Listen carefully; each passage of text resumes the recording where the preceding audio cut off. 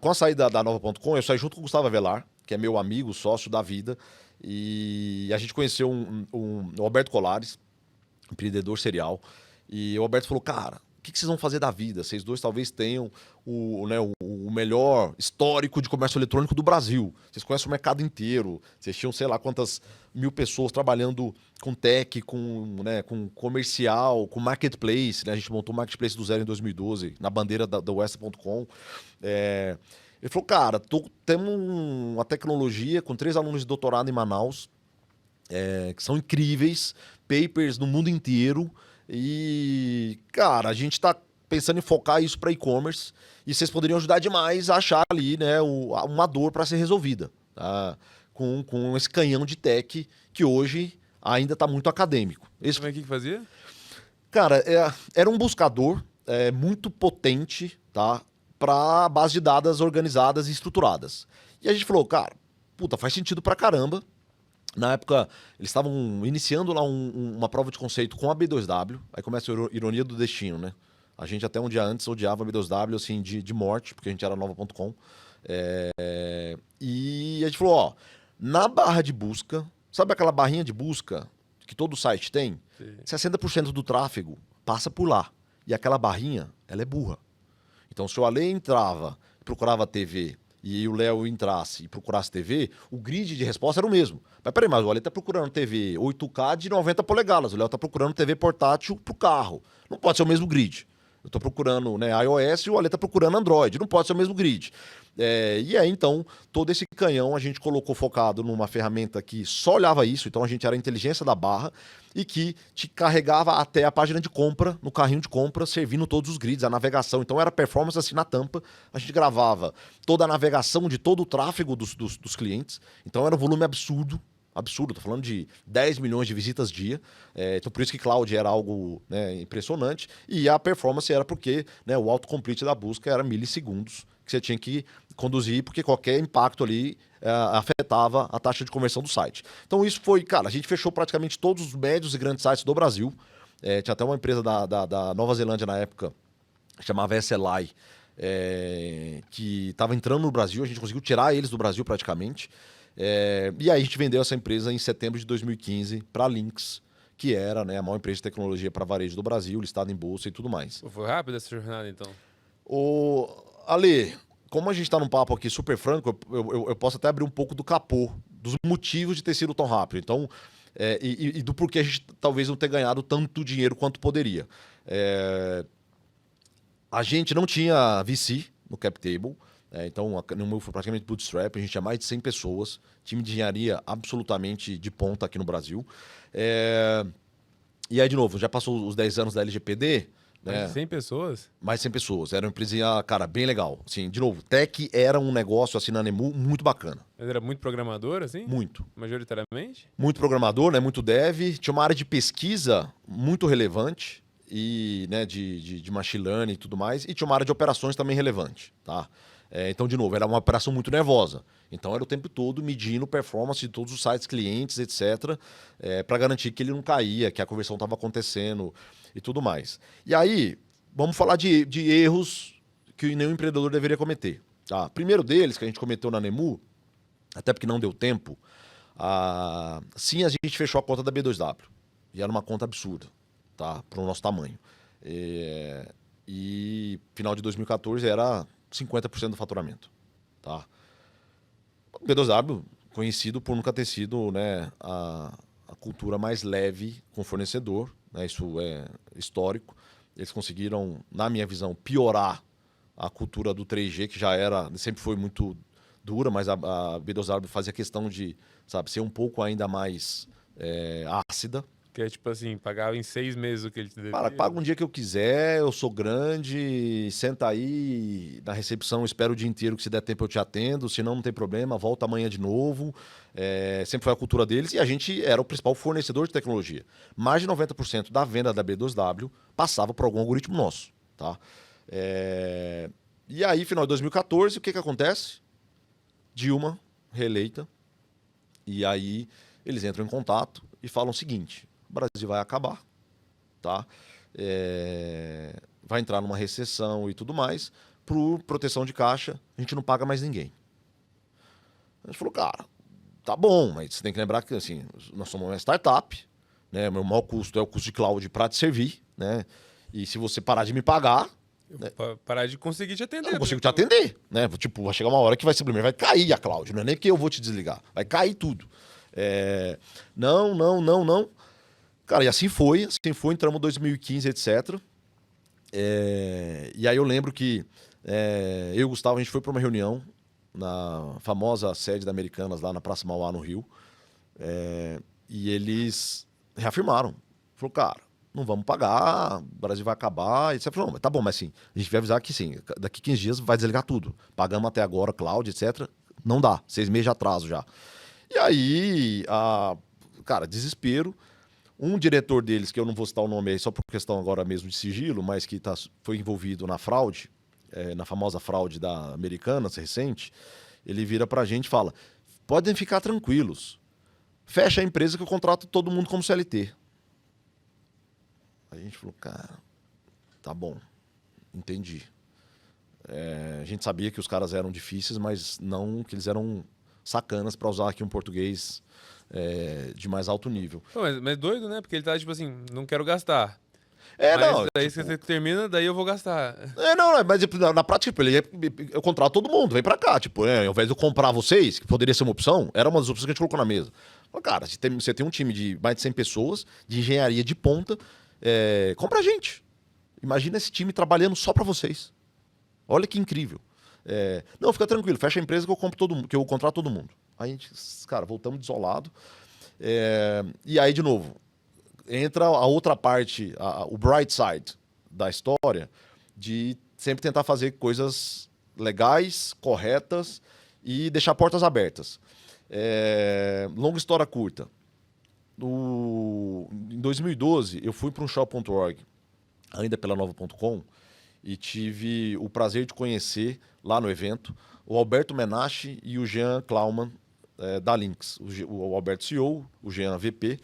E aí, encontramos na fila do almoço, papo bom, eles querendo falar de e-commerce, me conta aí como é, como é que não é e tudo mais. E aí passa uma tarde inteira conversando nós três. E eu aprendi um monte com eles, falamos, Lynx, de novo, era a maior, principal empresa de tecnologia de varejo no Brasil, listado em bolsa e tudo. E aí, poucos dias depois dessa fatídica reunião lá no Rio, o Jean me liga. Olha que doideira, nunca tinha falado com ele. Olá, Léo, tudo bem? Como é que você tá e tal? Não, Jean, bem. Falou, cara, putz, estamos pensando aqui em fazer algumas coisas de digital, acelerar e tudo mais. Pô, lembrei de você, o que você está fazendo na vida e tudo mais. Eu falei, Jean, tô empreendendo, tô no mundo aí, tô fazendo umas coisas de mercado imobiliário agora, que daqui a pouco a gente fala um pouco mais. Mas eu não tô disponível, né, pra gente bater papo e ir, eventualmente, pra Lynx. Mas se você topar, vamos marcar um papo, porque talvez eu tenha a solução que vocês precisam. Melhor do que eu. O quê? Falei, não, a Nemu, uma startup, né, que eu tô lá com os outros sócios, mais de 100 pessoas, a gente atende o e-commerce inteiro. Já que você quer entrar em digital, cara, talvez seja um ótimo embrião. Ele falou, não, então podemos marcar semana que vem? Não, podemos marcar. E aí, então, tivemos uma reunião eu e o Gustavo, com o Jean, o Alberto Menache e o Denis, que na época era o CFO da Lynx. E é um cara brilhante. Fica aqui a sugestão, trazer ele aqui. Para mim, é um dos melhores executivos do Brasil, de longe, se não for o melhor. Quem? O Denis. O Denis, que era o CFO. Isso, que hoje ele é o CEO da TOTOS. Legal. Tá? E aí, e aí começa, né? Tudo que um bom negociador te falaria, a gente fez o contrário, eu e o Gustavo. A gente falou, cara, a gente não tem tempo, nós vamos quebrar. Nós vamos ter que abrir o coração. Nós vamos chegar para eles, nós vamos falar. Nós vamos quebrar, mas se fosse vocês, olha o negócio para comprar, porque a gente tem um ativo que ninguém tem. Gustavo falou, cara, é isso que nós temos que fazer, a gente não tem tempo. Falei, cara, então sim, esquece tudo que a gente aprendeu de negociação na faculdade, porque é isso. Então vamos embora. Chegamos lá, cara, e aí abrimos o jogo. Ó, estamos jogando contra o patrimônio, bababá, a história é essa. Nosso maior cliente tem 50%, não paga tem 8 meses, dava, sei lá, 10 milhões de reais. Pra gente era uma fortuna, né? Pro tamanho da nossa empresa. E é isso, mas ó, olha o time que nós temos, olha o, né, o Gustavo era o CEO, olha o Gustavo, o currículo do Gustavo, o currículo da Renata, o currículo do time de tech, nananã. Cara, tá pronto o time. E se bobear vai ser muito mais barato do que vocês estão imaginando. Aí eles falaram, cara, pô, legal, legal, legal. Mas quem que é esse cliente? Aí ele falou, não, putz, cara, não, é B2W. Você sabe quando o cara te dá um abraço virtual? E aí eles falaram, é a nossa maior inadimplência aqui na Lynx. Lojas Americanas. Óbvio que não com essa concentração, mas assim, é o cliente que mais dá trabalho. Seria bom a gente juntar forças e a gente ir atrás dessa inadimplência juntos. Nós temos um problema em comum. Eu falei, nossa, né? Tipo, que legal, enfim. Qual que era o problema? Eu falei, a gente não tem tempo.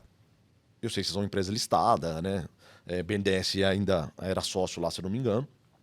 E eu falei, a gente não tem tempo. Vocês vão ter que decidir muito rápido. E eles falaram, não, a gente consegue decidir rápido. Vamos chamar conselho, vamos colocar uma non-binding semana que vem e vamos fazer acontecer. Cara, e aí, barata voa, né? A gente, contenção de caixa, etc, etc. Assinamos em setembro de 2015 a venda, então, de 100% da Nemu para a Lynx. Né? O grosso todo do time foi. Você não foi? Não fui, porque eu estava com outros problemas. Eu estava com meus problemas nos meus negócios imobiliários que eu tinha começado. E aí, com a crise imobiliária de 2015 e 2016, eu estava sem dormir por outros motivos. Então, não fui pro dia a dia. Pô, tava numa fase boa então, hein? Uma fase, cara, tava tenso, muito tenso, muito tenso. Talvez aí que eu entendi, cara, o que é ficar sem dormir, de ter folha de pagamento de 300, 400 mil reais para pagar e não ter a mínima ideia de onde arrumar R$ 1, tá? Mas enfim, esse capítulo a gente pode explorar um pouco mais. E a parte da Lynx que foi engraçada, de novo, né? Isso foi em 2015. Cara, em 2025, por isso que eu falo, né, de deixar as portas abertas e fazer coisas certas. O Jean, cara, é um dos meus maiores anjos aqui na CUB, né? 10 anos depois. O Gustavo hoje é VP na TOTOS, braço direito do Denis. E a Nemu foi um case lá dentro da Lynx. E teve um lance curioso, porque no mesmo dia que eles compraram a Nemu, eles compraram uma startup chamada Kaordic, lá de Florianópolis, que era especialmente do João Bernard e do Bosco. E a gente era concorrente, quase que mortal. Porque a gente acabou... eles eram muito fortes em recomendação, a gente forte em busca, e a gente acabou convergindo para competir em tudo. Eu conheço essa. O João que fundou a Cove trabalhava lá, eu acho. Pode ser, pode ser, pode ser. Nasceram em Floripa, o João Bernard é um cara absolutamente fora da curva. E a Lynx tinha por hábito comprar sempre os dois principais players dos setores que ela entrava. Entendi. Então eles compraram os dois no mesmo dia.